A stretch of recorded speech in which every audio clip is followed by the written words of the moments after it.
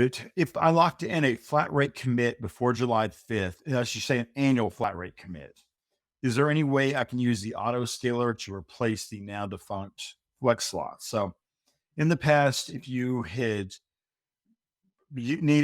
flat rate, you needed more slots you could reserve for seconds or minutes or hours, flex slots to burst up. And that is was amazing because you were able to get these things real short period, and those have been replaced with the autoscaler.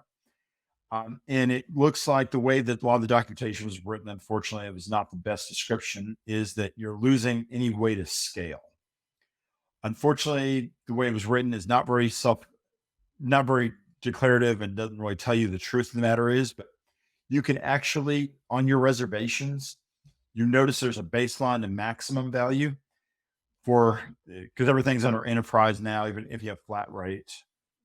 What you can do is you can set your maximum value above the baseline, which means that you now have a max on it, and the auto scaler will work as it should going from your baseline, which is the number of your flat rate slots you have, and it will scale up as needed to that maximum. So you can still scale as needed.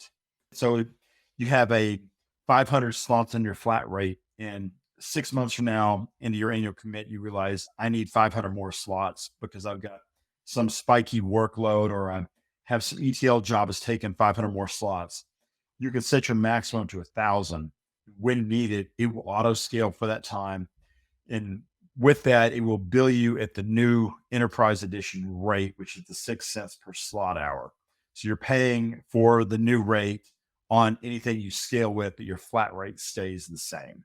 So that's how you can scale on flat rate going forward if you are still on that model to save money or wanted to wait a year before you had to make any big choices or anything.